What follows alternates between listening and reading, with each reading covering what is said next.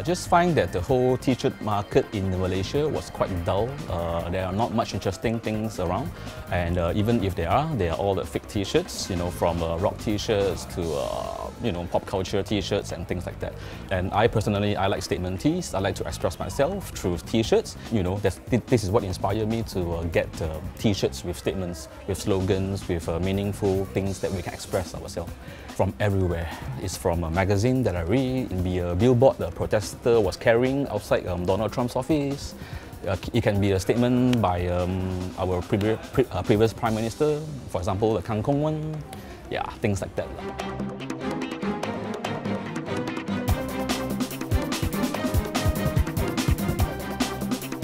We started from a flea market because we love t-shirts, and we find that t-shirts out there are, you know, the designs out there are just plain designs carrying the brand, you know, logo and the brand slogan and things like that. So we want to create something, we want to bring in something that customers can express themselves. So that's where we start to source for t-shirts from Thailand, from Bangkok, from KL itself, including Singapore, Hong Kong and things like that. After 6 months, when we build up our customer base, then at that time we decided that we should move on to a permanent store because customers are just not able to come in once or twice a week to get our things. So we want to have a permanent store so they can come and buy from us anytime they want to buy.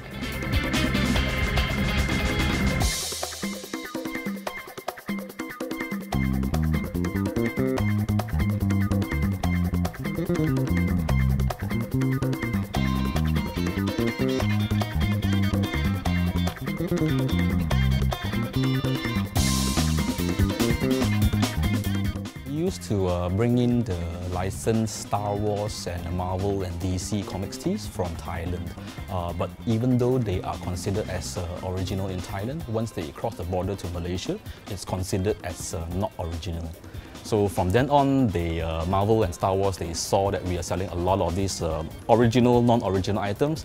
So they approached us and they asked us whether we would be interested to carry their products. Of course, we jumped into the ship.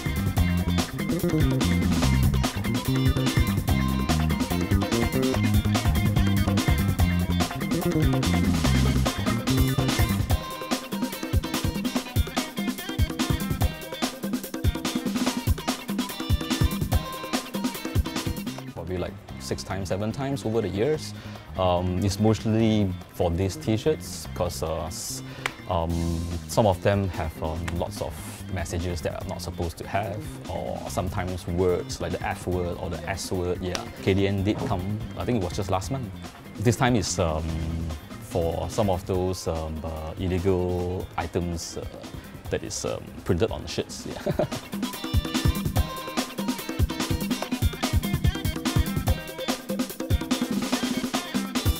For the 10 years that we run the Urban Tea, it's always very happy and it's very rewarding when we see customers stopping by either outside or inside our shop, and then they will just look at our t-shirts and then they will laugh with their friends.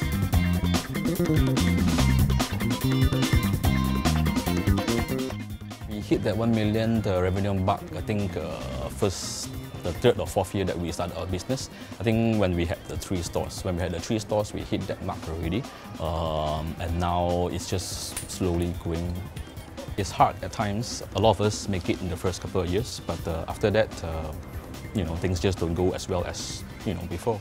So what we have to do is that we always have to follow what is in trend.